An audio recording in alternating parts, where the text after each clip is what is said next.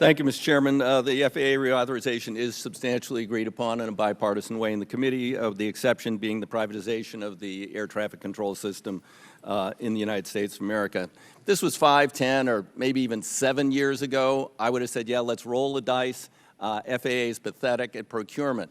But then Administrator Babbitt, while it seemed like they couldn't make ERAM work, had a radical idea. Let's put the engineers and the controllers together in one room. And ERAM today works. It is a fabulous system. It is the backbone of 21st century modernization of the system. They have since then delivered, we had ERAM, foundational platform.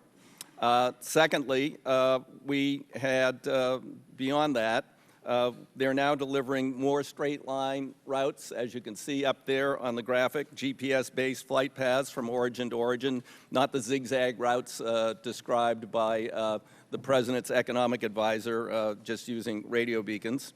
And they've already delivered $2.7 billion in efficiencies and fuel savings, and they project to deliver $110 billion of savings in the next 10 years. They're delivering on Datacom, so we don't have to have the inefficient radio going back and forth, particularly when you have to change routes because of weather. And by the end of last year, Datacom was in use at 55 control towers. It's being rolled out at more than 466,000 flights, got clearances via text, reducing taxi time and delay. And in 2021, the FAA will deploy Datacom into the en-route centers, helping again with weather delays and rerouting issues. The FAA has delivered. Now this one is big, and this is one that shows a contradiction. On an ADS-B system nationwide, there are only 2 nations in the world that have ADS-B nationwide, allowing all the pilots to fly with a GPS-based system. And it would allow us to put the planes closer together. And I'll get to that in a minute. I have to qualify would, but that system is operable today. Yes, the FAA is delivering on electronic flight strips.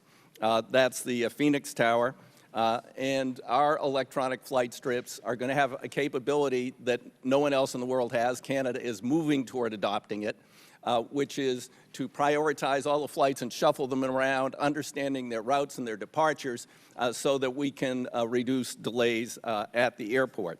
And they will be fully deployed by 2020. And earlier, President Trump said it'll give us the best system in the world and never be anything like what we're doing. Well, that's already happening in our current system. So no one else has will have those advanced electronic flight strips as advanced as ours. No one else has an ADS-B system except for Australia nationwide, and no other country will have as many GPS-based precise flight routes as we'll have in 2020. If you privatize air traffic control, you won't create the world's finest system. It will be inherited by the private corporation, and I fear that the transition could screw up rolling out these new technologies. It took us a long time to get FAA in order to do this. They're going to become obsessed with splitting the agency up and the transition, and it took 7 years to transition in Canada. We don't want to delay 7 years. Well, actually, the airlines do. The 634 ADS-B towers I mentioned stand ready to receive signals from thousands of airplanes to improve capacity. But for now, we're just using them to beam weather and traffic information to GA aircraft because the airlines, the same airlines that complain FAA hasn't deployed things, have been slow to invest in ADS-B. The FAA tells us they have, and Congress did set a deadline in 2012 for the airlines of 2020 for having ADS-B. They set the same thing for GA. Everybody's going to have it or you can't use it. You can't put planes closer together if we don't know precisely where everybody is in the air.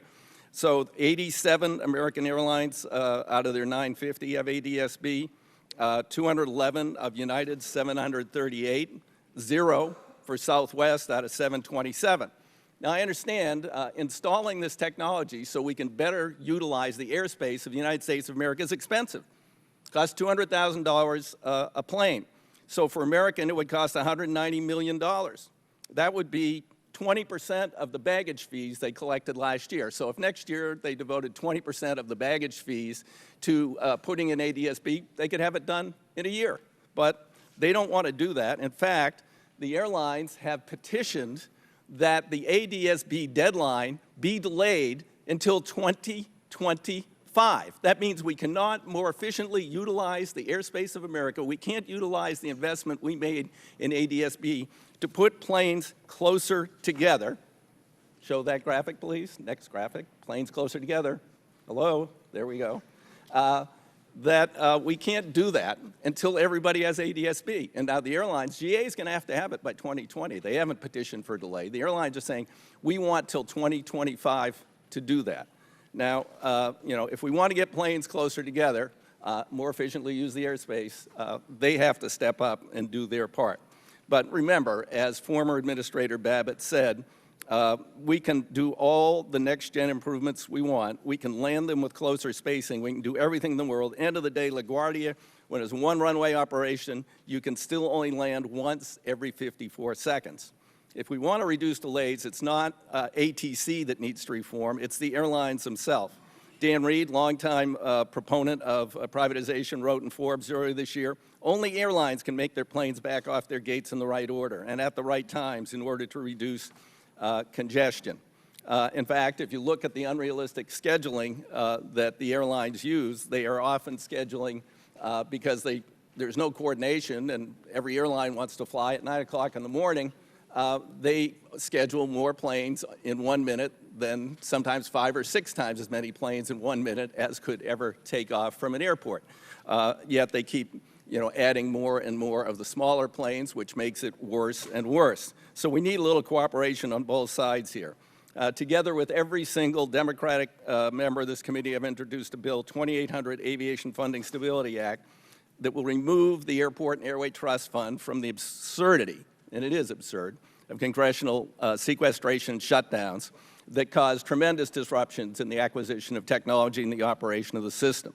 And it's even more absurd because the projections are over the next 10 years, the current fee structure, which everybody knows and understands, and they're not worried about the equity issues. Now, the airlines hate the ticket tax, but still, everybody understands it.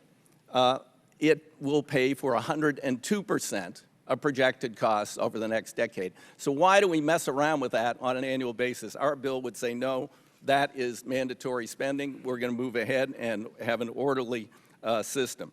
We can roll the dice and go ahead and say, well, let's privatize for ideological reasons. I am fearful. And the more I learn about it and the more time I've spent on this, and it has been an inordinate amount of my time for the last year, the more I fear that it will actually mess up the things we're already rolling out in an orderly way to give us the most advanced 21st century air traffic control system in the entire world. Thank you, Mr. Chairman. Thank you, gentleman, for your back.